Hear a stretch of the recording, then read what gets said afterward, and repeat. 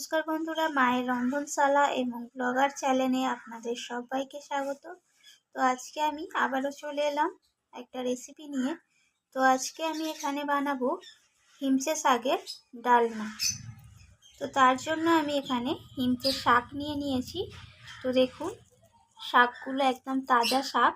তো হিমচে শাকগুলো এখানে এখন গোটাই রয়েছে। তো এই হিমচে শাকগুলোকে আমি ভালো করে কেটে ধুয়ে পরিষ্কার করে নেব, তারপর আপনাদের আমি দেখিয়ে দিচ্ছি। দেখুন, এখানে আমি হিমচে শাকগুলোকে ভালো করে কেটে ধুয়ে পরিষ্কার করে নিয়েছি। আর শাকগুলোকে আমি প্রত্যেকটা হিমচে ডাঁটি থেকে সামনের টুকু অংশটা নিয়েছিলাম, আর ডাঁটি থেকে পাতাগুলোকে আমি ছড়ে নিয়েছিলাম। নেওয়ার পর আমি শাকগুলোকে ভালোভাবে ধুয়ে নিয়ে তারপর মিহি করে একদম যতটা সম্ভব পেরেছি মিহি করে কেটে নিয়েছি। তো সেরমভাবে কেটে নিয়েছি শাকগুলোকে। আর এখানে দেখুন, বাটিতে নিয়েছি মুসুর ডাল। তো আমি আজকে হিমচের ডালনাতে মুসুর ডাল দেব। মুসুর ডালটা আপনারা চাইলে নাও দিতে পারেন, কিন্তু মুসুর ডাল দিয়ে ডালনা বানালে খেতে বেশি ভালো লাগে। তো সেই কারণে আমি এখানে মুসুর ডাল দিয়েছি। আর এখানে আমি ডালনা বানানোর জন্য সবজি নিয়েছি। এই যে আলু নিয়েছি, এখানে আমার প্রয়োজন মতো আমি এখানে আলু নিয়েছি, এইভাবে টুকরো করে কেটে নিয়েছি। আর এখানে আমি প্রয়োজন মতো বেগুন নিয়েছি, বেগুনটাকেও এইভাবে টুকরো করে কেটে নিয়েছি। আর এখানে রয়েছে পেঁপে।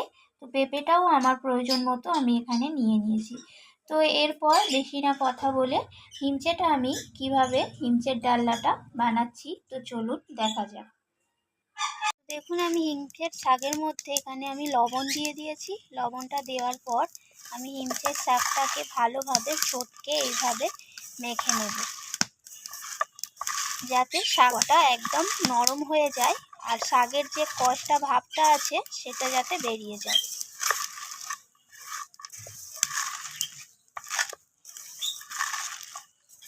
তো এইভাবে একদম ভালোভাবে চটকে মেখে নিতে হবে। তো তারপর চলুন বাকি প্রসেসটা দেখা যাক। তো প্রথমে আমি উনুনের মধ্যে কড়াই বসিয়ে দিয়েছি। আর কড়াইয়ের মধ্যে আমি কিছুটা পরিমাণ সর্ষের তেল দিয়ে দিলাম। আর আমি ডালনাটা আজকে সর্ষের তেলেতেই বানাবো। তো এরপর তেল গরম হয়ে গিয়েছিল, এখানে কেটে রাখা আলু আর পেঁপেগুলোকে তেলের মধ্যে দিয়ে দিলাম।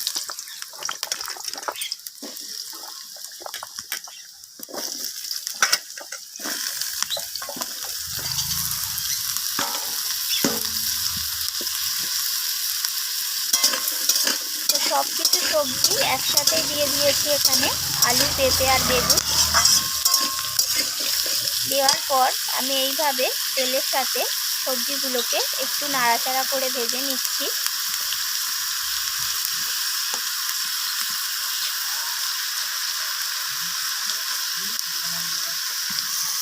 তো এখানে সবজিগুলো ভাজা হয়ে গেছে। এরপর আমি এখানে মশলা অ্যাড করে দিলাম। প্রথমে দিলাম হলুদ গুঁড়ো, এরপর দেব সামান্য পরিমাণে লাল লঙ্কার গুঁড়ো। ডালনা তো খুব বেশি ঝাল হয় না, তো লঙ্কার গুঁড়োটা তার জন্য একদম সামান্য পরিমাণে দিতে হবে। আর এখানে দিয়ে দিলাম জিরে গুঁড়ো।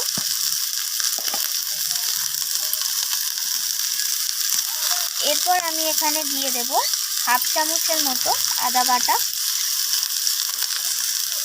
তো সমস্ত কিছু আবারও আমি এইভাবে নাড়িয়ে চাড়িয়ে সবজিগুলোকে কষিয়ে নিচ্ছি।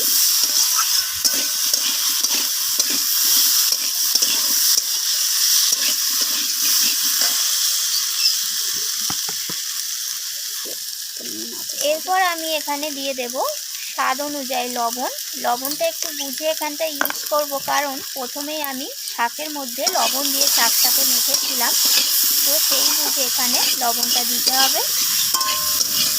তো লবণটা দেওয়ার পর আমি আবারও কষিয়ে নিলাম। এরপরে এখানে দিয়ে দেব শাকগুলোকে। যে শাকগুলোকে আমি চটকে মেখে রেখেছিলাম সেই শাকগুলো আমি এখানে দিয়ে দিলাম। আর শাকের থেকে যে এক্সট্রা জলটা বেরিয়ে গিয়েছিল সেই জলটা এর মধ্যে আর দেবো না, সেই জলটা আমি ফেলে দিয়েছি। তো শাকটা দেওয়ার পর সবজির সাথে এইভাবে শাকটাকে আমি কষিয়ে নিচ্ছি।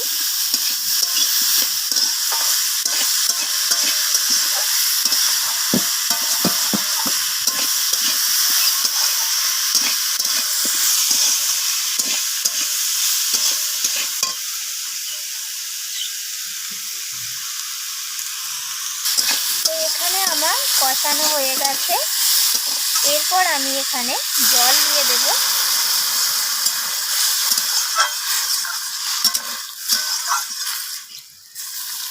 তো জলটা আমি এখানে অল্প পরিমাণে এখন দিলাম, সবজিগুলো জাস্ট সিদ্ধ হওয়ার জন্য।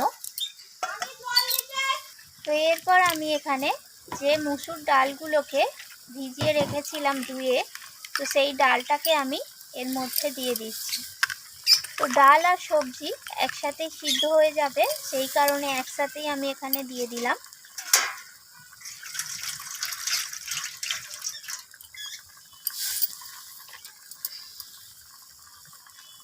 আমি এটাকে ঢাকা দিয়ে দিলাম সিদ্ধ হয়ে যাওয়ার জন্য। তো এখানে আমি ঢাকাটা সরিয়ে নিয়েছি আর সব সবজি এখানে সিদ্ধ হয়ে গেছে। তো এরপর আমি একটা ডাল ঘুটুনি দিয়ে সবজিগুলোকে ভালো করে ম্যাশ করে নিচ্ছি, যাতে না সবজিগুলো গোটা গোটা থাকে। আর ডালনাতে সবজি গোটা গোটা মুখে পড়লে ডালনাটা খেতে ভালো লাগে না। তো এইভাবে সবজিগুলোকে ভালোভাবে ম্যাশ করে নিতে হবে ডাল ঘুটুনি দিয়ে।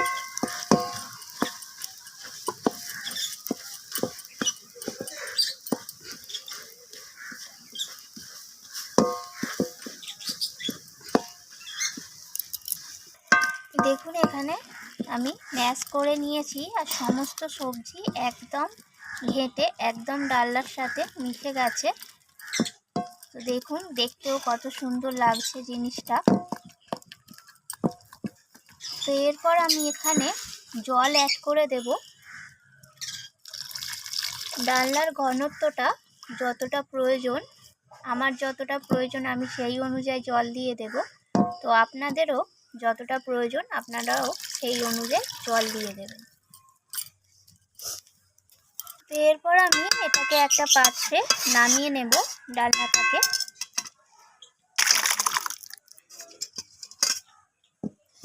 তো কড়াইটা পরিষ্কার করে আবার আমি এখানে ধুয়ে বসিয়ে দিয়েছি আর এর মধ্যে দিয়ে দিলাম ফোড়নে 5 ফোড়ন।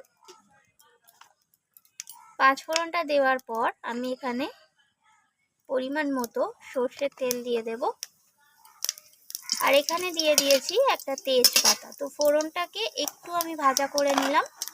নেওয়ার পর আমি এখানে ডালনাতে একটু মিষ্টি দেব, তার জন্য আমি এখানে চিনি দিয়ে দিলাম। তো চিনিটা দেওয়ার পর আমি তেলের সাথে চিনিটাকে এইভাবে মিশিয়ে নিলাম। এরপর আমি তেলের মধ্যে ডালনাটাকে ঢেলে দিলাম।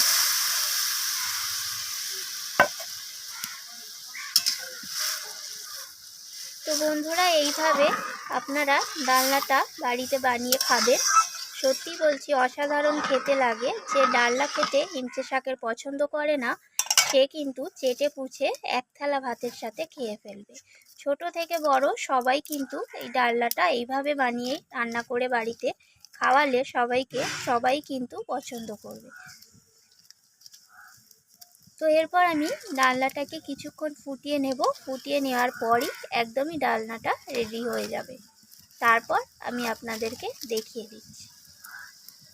তো দেখুন এখানে তৈরি হয়ে গেল একদম সুন্দর স্বাদের হিমচে শাকের ডালনা। তো এইভাবে আপনারাও বাড়িতে ট্রাই করে দেখুন, দারুণ খেতে লাগে গরম ভাতের সাথে। তো ভিডিওটি ভালো লাগলে, রান্নাটি ভালো লাগলে অবশ্যই একটা লাইক করে দেবেন আর কমেন্ট করে আমাকে জানাতে ভুলবেন না কেমন লাগলো। আর আপনাদের বন্ধুদের সাথে শেয়ার করে দেবেন আর চ্যানেলটিকে সাবস্ক্রাইব করে চ্যানেলটির পাশে থাকবেন। আবারও ফিরে আসবো অন্য কোনো রেসিপি নিয়ে। আজকের মতো এইটুকু। ধন্যবাদ বন্ধুরা।